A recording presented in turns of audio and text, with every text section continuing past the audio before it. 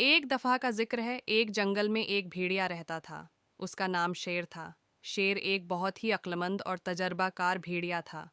وہ جنگل کے تمام راستے اور پگڈنڈیاں جانتا تھا اور اپنی ذہانت کی وجہ سے جانوروں میں مشہور تھا۔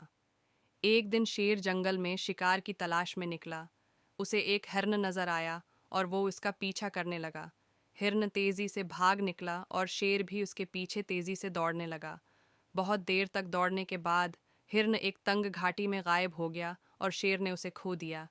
تھکاوٹ سے ڈھال شیر ایک درخت کے نیچے آرام کرنے لگا۔ اچانک اسے کچھ قدموں کی آہٹ سنائی دی۔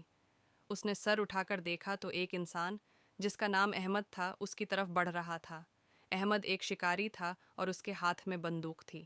شیر نے سوچا کہ شاید یہ انسان اس کے لیے خطرناک ثابت ہو سکتا ہے، مگر احمد نے شیر کو دیکھا تو مسکرایا اور کہا، ڈرو مت، میں تمہیں نقصان نہیں پہنچاؤں گا، میں یہاں صرف جنگل کی سیر کرنے آیا ہوں۔ شیر نے احمد کی باتوں پر یقین کرتے ہوئے اپنے خوف کو کم کیا اور اس سے بات چیت کرنے لگا۔ احمد نے شیر کو بتایا کہ وہ جنگلی حیات کا ماہر ہے اور جانوروں کے بارے میں بہت کچھ جانتا ہے۔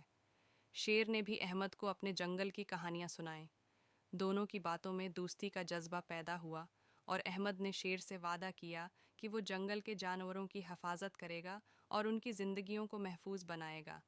احمد نے شیر کو بتایا کہ کیسے انسان جنگلات کو کاٹ کر جانوروں کی رہائش گاہوں کو تباہ کر رہے ہیں اور کیسے وہ اس عمل کو روکنے کی کوشش کر رہا ہے۔ شیر نے احمد کی باتوں سے متاثر ہو کر کہا، تمہیں میری مدد کی ضرورت ہو تو مجھے بتانا، میں جنگل کا ہر راستہ جانتا ہوں اور تمہاری مدد کر سکتا ہوں۔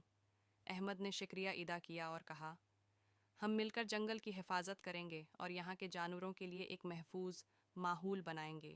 اس دن کے بعد احمد اور شیر کی دوستی مضبوط ہوتی گئی۔ احمد نے جنگل میں ایک چھوٹا سا کیمپ بنایا جہاں سے وہ جانوروں کی نگرانی کرتا اور ان کی حفاظت کے لیے اقدامات کرتا۔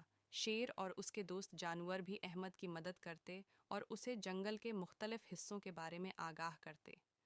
وقت گزرنے کے ساتھ احمد کی کوششوں سے جنگل میں جانوروں کی تعداد بڑھنے لگی اور جنگل ایک بار پھر سے سرسبز و شاداب ہو گیا۔ احمد اور شیر کی دوستی ایک مثال بن گئی اور لوگوں نے بھی جنگل اور جانوروں کی حفاظت کی اہمیت کو سمجھا۔